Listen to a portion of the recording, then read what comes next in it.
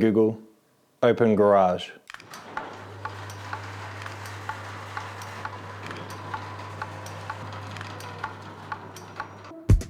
I just opened up my garage door with my voice, and in this video, I'm going to show you how you also could update your motor unit to be smart compatible with Google Assistant, Amazon Alexa, SmartThings from Samsung, and Apple HomeKit. Norman's just going to cut laps.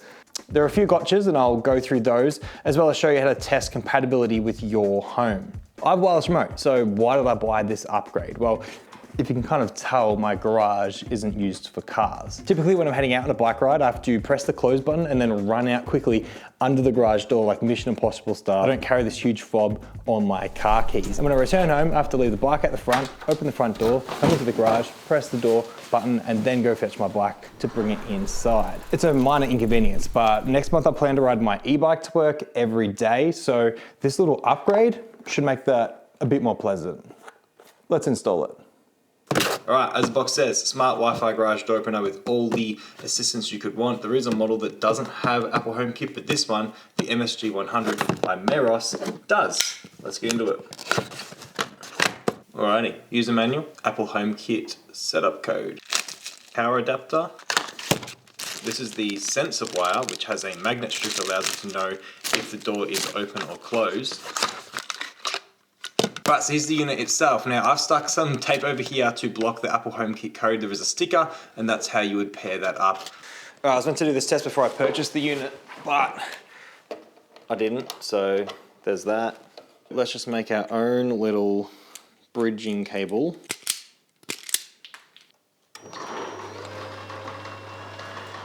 It works.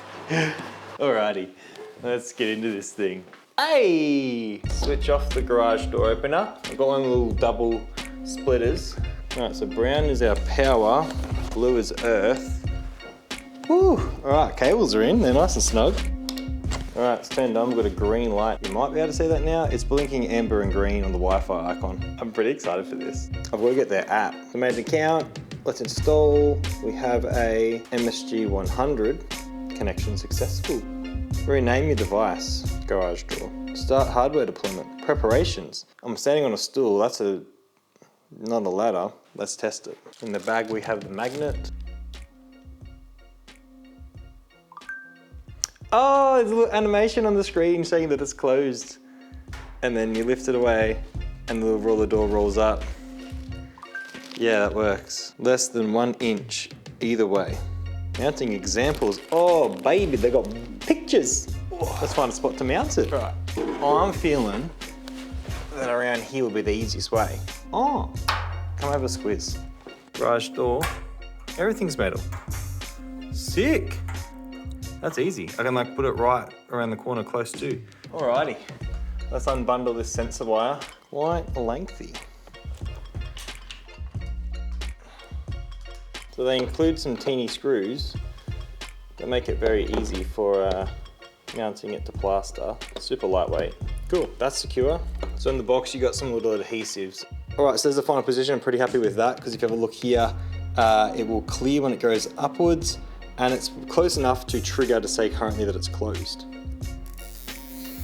It's relatively easy DIY install. You just got to make sure that you test each part, that things are in the right place. I'm just zip tying everything out of the way because I don't want anything going into the gears there. Okay, so it's ready to go.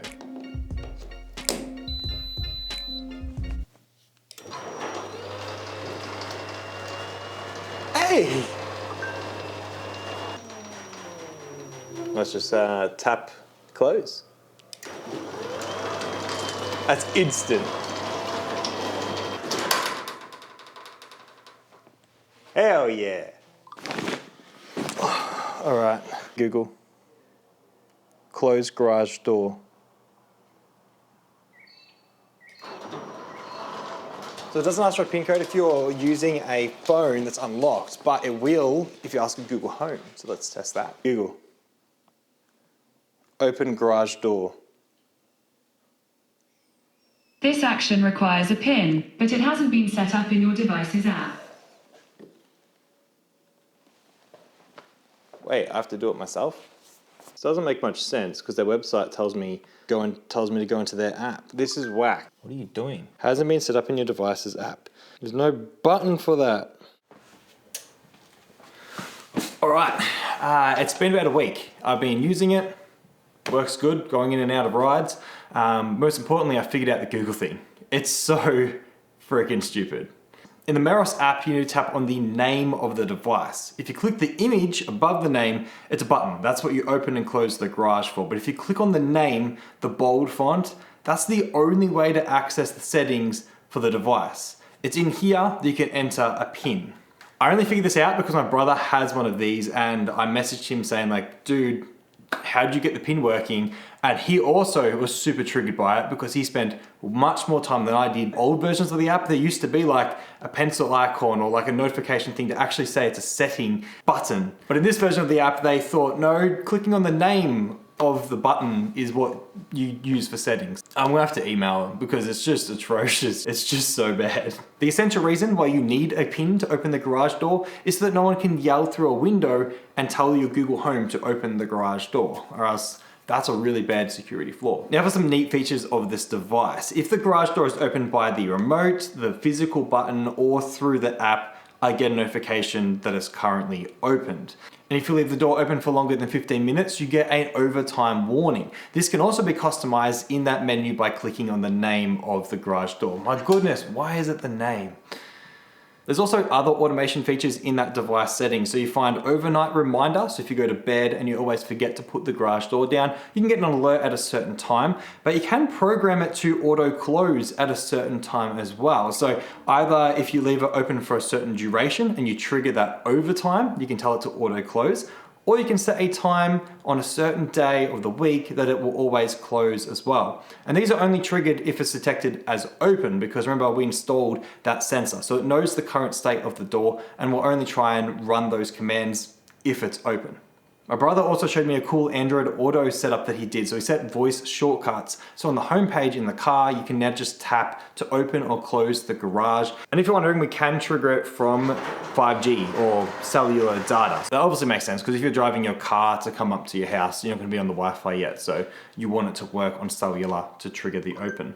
And there's our door close notifications. This is a simple add-on module that upgrades what you already have. And I love that. I love tech upgrades. If you want to know if this is compatible with your garage unit, look for the radio or OSC port and bridge that to ground. If your garage door opens up, then that means that this style of smart garage opener is compatible with your home. Pricing, it's about 90 bucks off Amazon, which is stupidly overpriced because I found it on AliExpress for 45 bucks. So that's how I pick it up. That's Australian bucks. The version that I bought, which has the Apple HomeKit support, is normally 10 to 20 bucks more than the ones without because I have to register stuff on Apple servers. So you're paying for that feature. Wish me luck in the comments below for riding to work on my e-bike every day this month. I'm scared. It's not going to be fun. It's cold still. We're just coming out of winter in Australia. So not keen, but I'm keen to use my automated garage door to get in and out in the day, especially if it's gonna be raining. I'm just gonna be like banging it home, garage door's already open, straight in, just like something from the movies. If you like this video, thumbs it. If you loved it, sub it, and I'll see you in the next one. Bye.